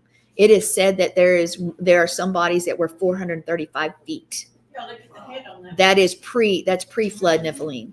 Now, so as to what Joy said, gods, there is always a bit of truth into all of that Greek and Roman history and other histories that you see in all the nations. And that hint of truth is there were God, little g, Hercules, name some, Zeus, all of these people. I believe these kinds, and those that represented and what their true name was, I don't know. But these kinds of things stemmed from something like this. These things were ruling the earth. Different names in different cultures. Yes, different names for each society.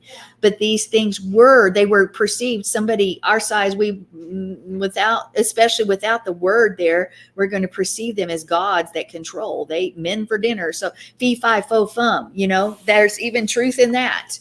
I smell the blood of an Englishman, be he alive or be he dead, et cetera, et cetera.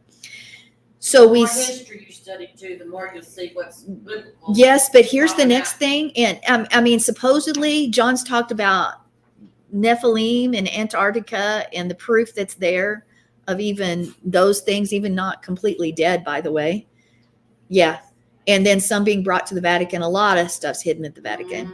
And but that's their goal, is to get that DNA and now put it into others, super soldiers, and do other things with that DNA to corrupt the same way. I mean, and ultimately, the people that are mixing this and have crossed the borders, they've given themselves over. I do believe that. But there's truth to all of this history that we've had to learn, for us to think it's all just tales and stories of old. Yes, they are in part that, but in part there's truth, and we've got to realize that there's a hint of that. There's truth in that part of it, and that same thing that they're doing then, they're doing now. And I know, what was it back 20 years ago when supposedly somewhere in the Middle East they got one of the Nephilim that were still there. I had pictures at one point. It's been years since I looked at that. It was the war Brenda was in. Oh, so it's in the 90s then. So that's more than a couple years ago. It's a few years back. So here we have this idea of corruption. Now there's so much more I want to say on the Nephilim, but I also want to I'm going to mix it together. The languages. Yeah, Brenda, if you saw it, you better tell us. Anyway, I think it's interesting, this concept. What does Nimrod want to do when he is building Babylon, when he is building the Tower of Babel? He wants to make himself God. Well, that, Reach. He wanted to reach. but how is he doing it?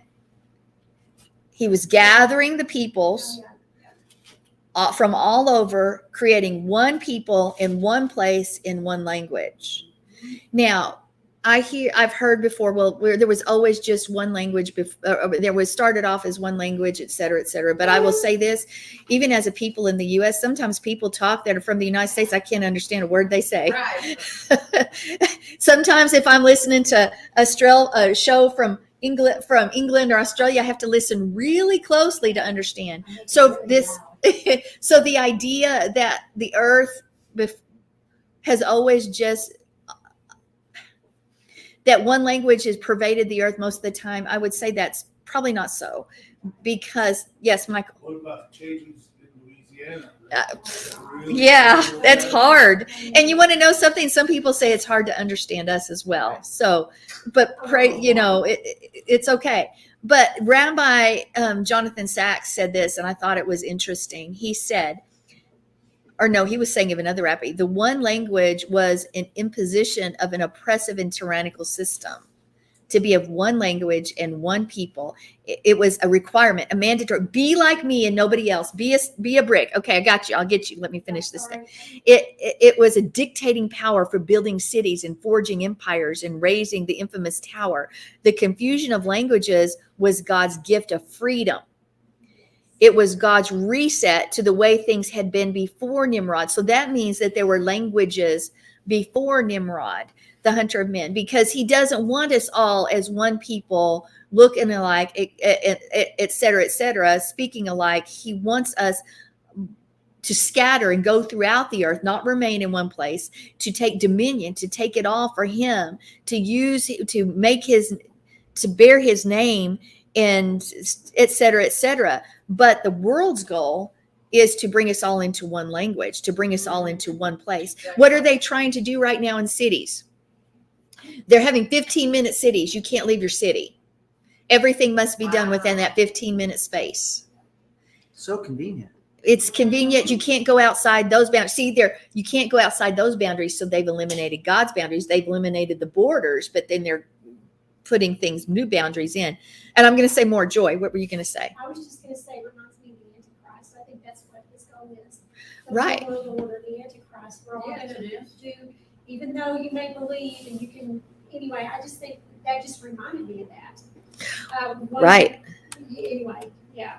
Well, think about You start out saying, you can do what you want, but it's not going to go that way. No. I guarantee it. So we need to be aware. Exactly. Watch these things. We need to be aware. We need to question everything because we don't want to be deceived. Okay. Exactly. And I want to go with what I'm saying. And Mom, you can see this. I've talked about it with John, and I'm like, if people would only understand the importance of land. When people came over to the U.S., they were yearning for a place of land on their own. And now what's being done is the gathering into cities. You see farmers being put out of business by big farming that's controlled by corporations. And why? Because the goal is to get people off those rural areas and get everybody to the cities so that you can be controlled, so that you can be manipulated. And here's something else. Country folk, people that aren't living in the cities, have a tendency to have their own mind and to follow a truth way and to not won't let themselves be pushed around. But if you can close down the way of life, first off, the government wants to control all your food supply. That way, so the big farms that they own, they will gather in the food and they will redistribute as they see fit. But they want to remove the small guys. They want to remove people who think on their own because they want us to be as drones that are alike. And that's part of what this jab thing and this new one that's coming along does, is it changes our DNA, and it's supposed to remove that God conscious and it's supposed to remove the God conscious, so we don't even have that same feeling towards Yah, and make us all as drones, one people that will listen to one voice and be controlled in that way. And so we've got to be really careful that we don't expect us all to be exactly the same. Still, we need to follow the word, et cetera, et cetera. But we also don't want to fall into the lies of the system, because if the system they want to control you through your dollar. I will supply. You look for me, look to me to take care of you. Look to me to provide your money, because then I control you and I have you. If you're not going to do your own thing. Twyla. The word tells us to take care, because we will be rewarded by children, our own children, Mm-hmm. and our own families. And of course, at a time like this, we might be on the exodus or whatever. Our family doesn't necessarily mean our children. It means our family, whoever we've gathered together. But again, we've got to be wise, and we've got to ask for discernment, because if your child will turn you in, that shows how that deal goes. Well, your neighbors, your children. I mean, and think about the cameras that are spying on us now. I mean, there's cameras everywhere, but that's why we've got to be where His perfect will has us. And if for some reason that we are allowed to be taken or whatever, then we have His mercy upon us as we go. Well, and our offspring or whoever's left behind will continue what God's chosen. Right. And the biggest controlling point is water, or food and water.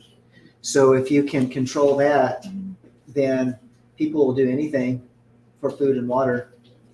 And that even means turning in their own family members. But we must remember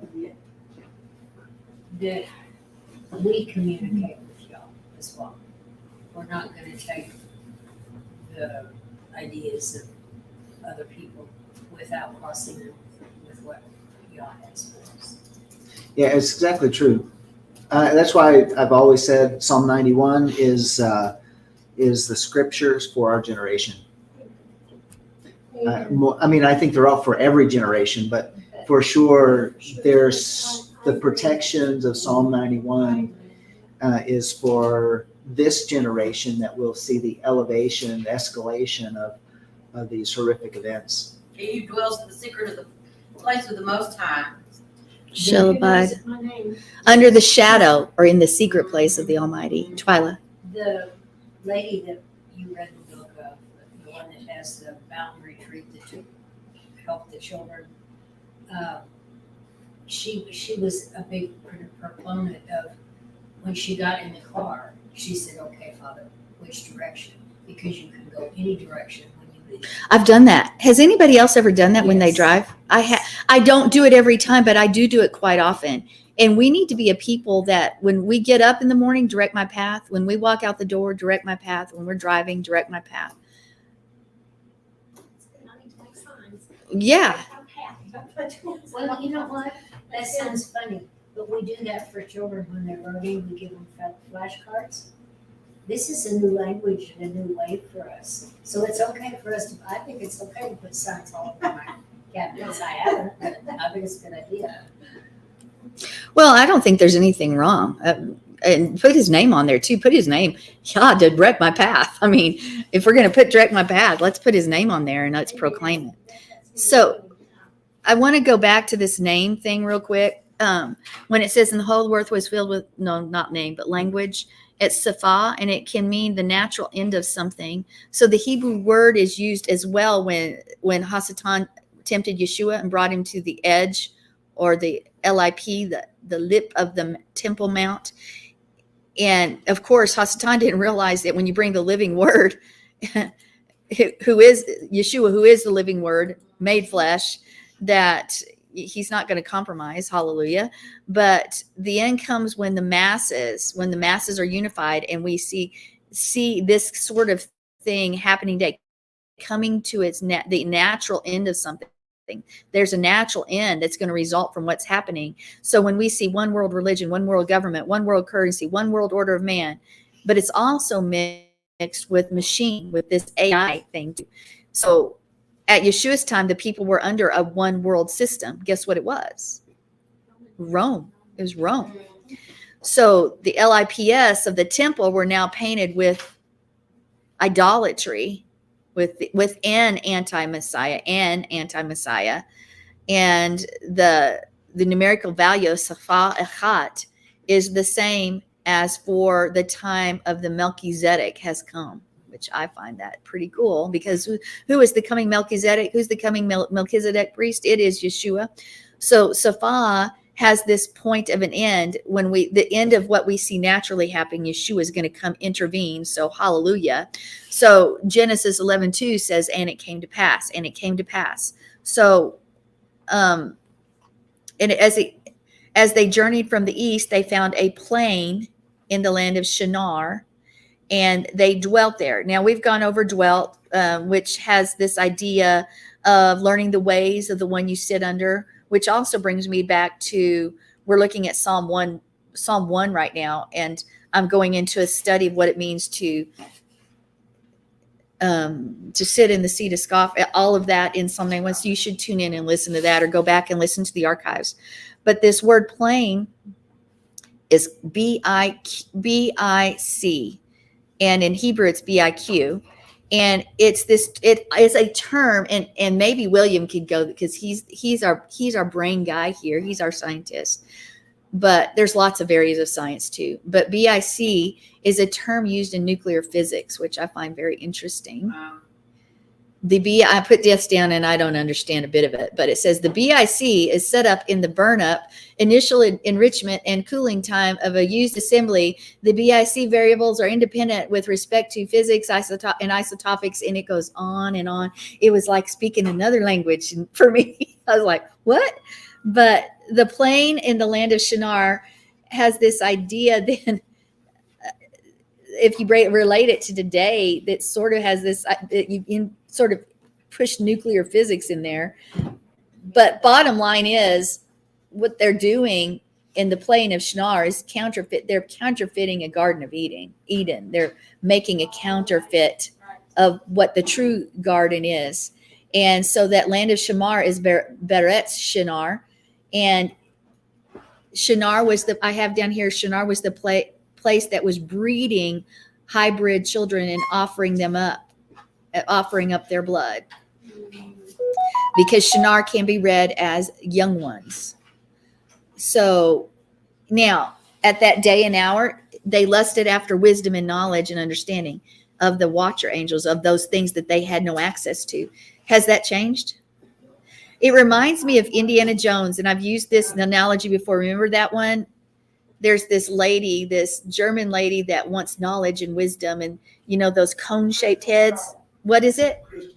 Crystal skull. And she goes, she's like, I want the knowledge. I want the knowledge. She's like that. Give me more, give me more. And ultimately it kills her, because she can't handle all the knowledge and the wisdom, et cetera, et cetera. There's things for us to know, and there's things we're not supposed to know. But this lust for this knowledge, this lust for this wisdom, this lust to attain everything. So it's not just power, but it's all this information. In fact, make me a I just went blank. Human machine. Yes, but what is it? What is it called? Human machine. But no, it's not Borg. That's Star Trek. It was Borg. There's a board. That's true. The Borg.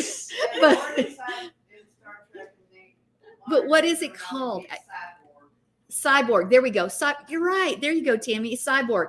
And they're doing this because they want us to be part man and part machine. So people are already inserted. I've seen a show before where, and I don't remember what it was. It was a long time ago, but it was a movie.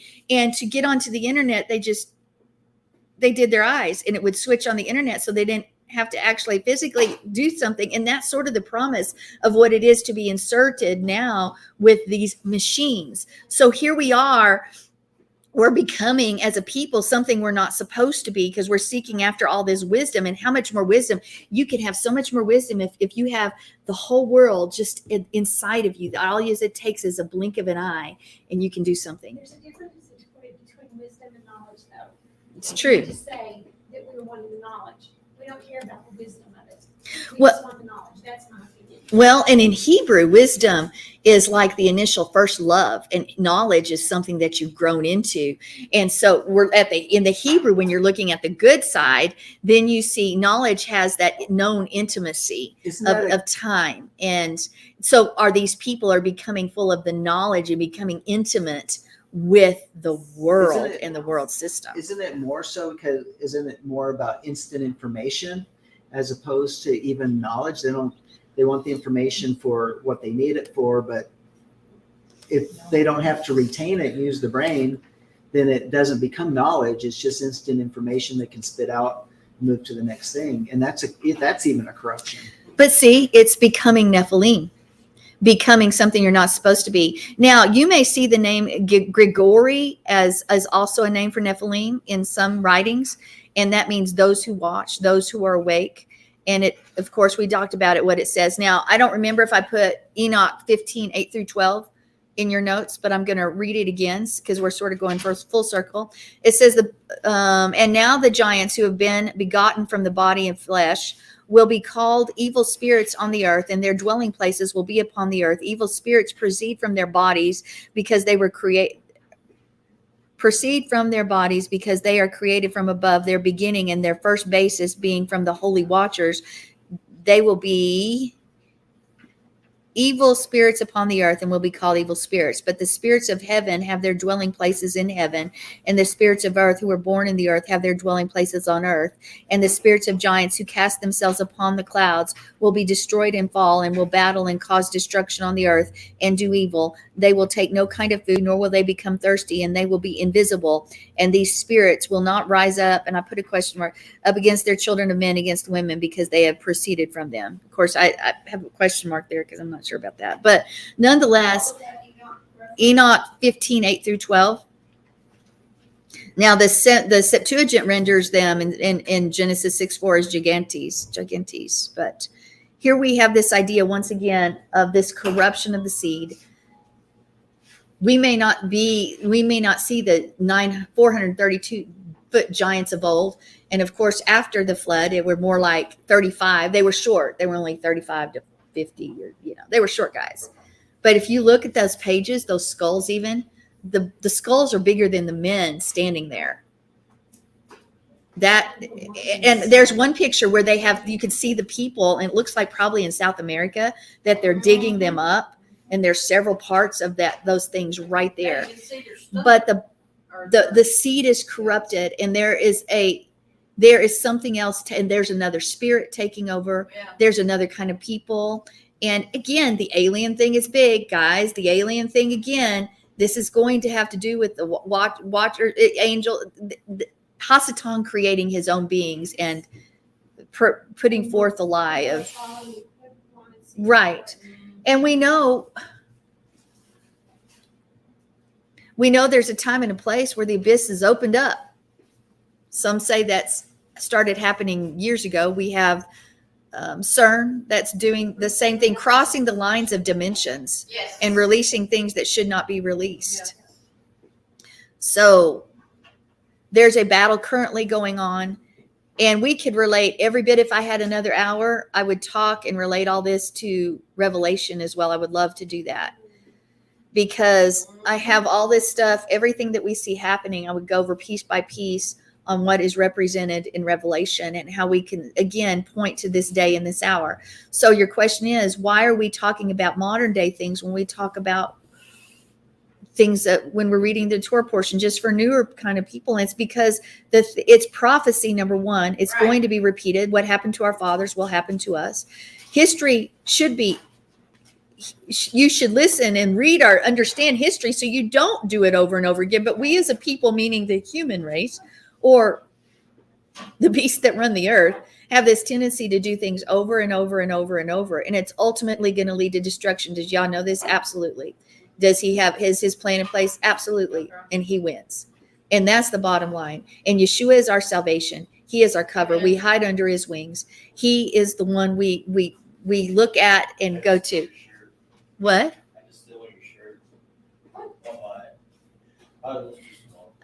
The one I gave you was too small?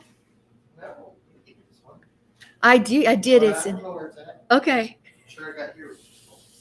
So Eddie and Tammy pointed it out on Monday's Let Us Reason Together about Genesis 6:22, because it goes with what you just said. Thus Noah did according to all that Yah had Double commanded did. him, so he did.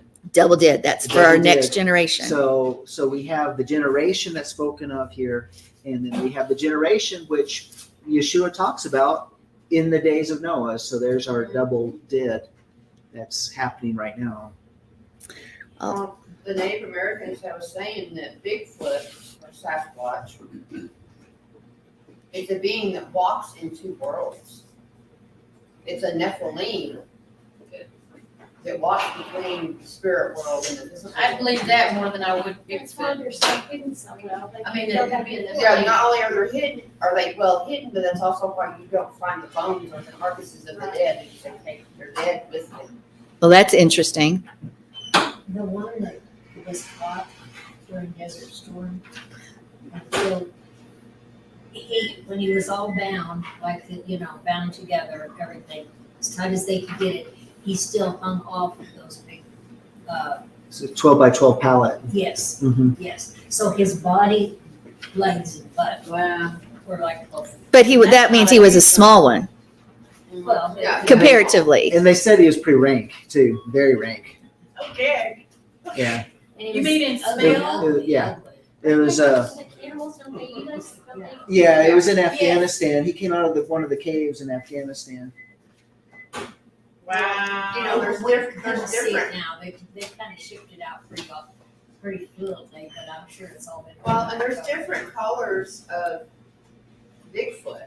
This guy was red-headed, reds. And the black Bigfoot are the most dangerous because they are the hunters of men. They hunt us for food. Guys, I told you I thought I put it in your notes, and I had so many documents open about what Buffalo Bill Cody, the quotes from him. It was 2 paragraphs. I don't see it in my notes either. Yeah. What'd he say? Read it. Let me see if I can find okay, hold on a second. I'm trying to find it. Because I stuck it on the wrong place. I stuck it somewhere it shouldn't have been stuck. How dare you? I agree with you. I don't have a word on that. So y'all talk for a minute. John, talk for a second while I'm looking. I'm looking for it. Lead them on something, John. Jonathan, those things have. I don't know. We got him in here. No, I mean, do it from your. I'll say Go something. ahead. Yes. So once again, this is not me. I just heard somebody say this, and I think it's interesting that, if you think about it, they say that we only use like 2% of our brains, right? But think about Adam and Eve; they probably used 100% of their brain, and as they went, as men got more sin and whatever, they were using less. So Noah probably was using 95% of his brain. Knowing how he was able to do what he did. Yep. But it just doesn't make sense that other people weren't using their brains. So I don't know how that. Well, I was gonna just let me throw this into the mix too, talking about Noah and the ark. Yeah. So as I was reading earlier today, that there is a belief based on the archaeological findings with the how they have the engravings and pottery and stone and the excavations and stuff. They found in Persia, could be in the Mesopotamia area. I don't know exactly where it was because I didn't look at it that closely, but they found some engravings that talk about and they depict the Great Flood, and no, it wasn't the Great Flood, but it's talking about a flood, and there was a boat that was built. So we're talking, centuries and centuries ago, a boat that was built to save the people and the animals. It was round. And so they're thinking, one of the thoughts, the archaeological thoughts that come out of this is that was their concept of a boat at the time was round, and Noah's Ark may have been round and not a typical ship that we think of. Well, but the dimensions are given. The dimensions are given, but you can give those dimensions front to back, left to right, whatever. It could be round, oblong, or whatever. But the fact that, and it had 3 layers, 3 decks below. There's possibility it could have been a round boat. Cool. I wanted to Every culture has a story of a flood. of the flood. So I thought this was very interesting because Andy's talked about the position of the tribes around the Yeah, I've talked that I don't tent, believe the it's tabernacle, that instead of in a big square rectangular type of thing, but it was like a big wheel. as the heavens. Like the heavens, it was a big wheel looking as they were encamped out around, with the center hub being the tabernacle. It could very well have been something very similar to that concept. I don't know. Okay. It's very interesting. 2 things. First, with what Joy said. One of the things they're doing for their super soldier things is because they've had this sort of debate. Do we just do the physical or do we do the mental? And so they have been messing with the mental capacity and saying we do not operate on our full mental capacity. So let's see with these super soldier guys if we can force them to use the full part of their brain. And so they've been spending tons of money and things and experiments and doing all sorts of things to expand the brain and cause them to use that. What? The movie Lucy, it's about a woman, they put her at 100% brain capacity. I saw it. It's been years. It's been years. The next thing I do have it says the Pawnee Indians in the autobiography of the famous Buffalo Bill, the North American Indians believed that the first race of human beings were giants. In the autobiography of William Buffalo Bill Cody writes that while camping on the South Platte, a Pawnee Indian came into the camp with what army surgeons pronounced to be a giant thigh of a bone in a human being. When Cody asked about where such bone might have come from, the Indian replied that long ago a race of giants had lived in the area. The race of men had been 3 times larger than normal men and able to outrun buffalo and even carry a buffalo in one hand. Cody wrote, these giants denied the existence of a great spirit, so he caused a great rainstorm to come, and the water kept rising higher and higher so that it drove these proud and conceited giants from the low grounds up to the hills and thence to the mountains. But at last even the mountain tops were submerged, and then those mammoth men were all drowned. After the flood had subsided, the Great Spirit came to the conclusion that he had made man too large and powerful, and that he would therefore correct the mistake by creating a race of men smaller size and less strength. This is the reason, say the Indians, that modern men are so small and not like giants of old. They claim that this story is a matter of Indian history, which has been handed down among them from time immemorable. Well, I remember those films So- that John showed us one time, So it's all about sin. and the, Wasn't about sin really? Was it? Yeah. No, but it's again another culture seeing the flood and verifying there's a race that the Nephilim are real. Jackie. they were dispersed everywhere on the earth, and there's mounds. I don't know if Pastor John remembers this, but he showed us some films, or you were That one was of y'all. scary. It was Gary. So Yeah. yeah, that these mounds are all over the earth in different places where the Nephilim probably lived. Pre-flood giants were also 200 feet tall. There's one that was 400 is what I did for young adult. But then Yeah. that showed like 3,000 something, whatever. That was about 240 feet. That was it. Can you imagine? So that is there's so much more. I would love to just sit here and go over the rest of the stuff, but it's time for the next part. So we need to be closed in prayer. And Tammy put a note in here. The first that double dib that I read was the first double dib in the Yes, Torah. in the Torah is in this Torah It's portion. the first mention. So what happens to then happens to us. Always remember that's what a double did is. It's happening again. This was an unedited picture, and they're flying over a mountain. The woman in the mountain. The mountain's a woman. Oh my! Oh, Go show that. That's supposed to be a Nephilim or a giant. That's in Antarctica. Let me see. Look how huge! Look how huge! Wow. Not edited. You don't see a woman laying down.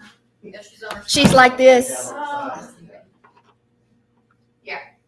My mom was telling me about that one. Well, they had to change them out. All right. Hey, Jonathan, you want to close us in prayer? Since you're here. Sure. Should we come right now? We just thank you for this time, this gathering. We ask that you bless us, watch over us, guide us, and direct us. Just continue to bless the rest of the service today. Continue to give us favor everywhere we go, every step we take, every move we make. And we thank you for all the things that you're doing for each and every one of us. In Yeshua's name, amen. Amen. Do you still have that? They online wanted to They want to see it, so go to your dad. All right, guys. I encourage you to if you can, stay for the next part. So, Bye-bye. okay, I'm gonna put it in the camera. I don't know if you guys can see that. Can y'all see that online? There's a picture of it. All right. And that's Antarctica. Yeah. Well, that's not, there's more than just that. They have like a certain mouse that look like exactly like a face. Guys, you can have these.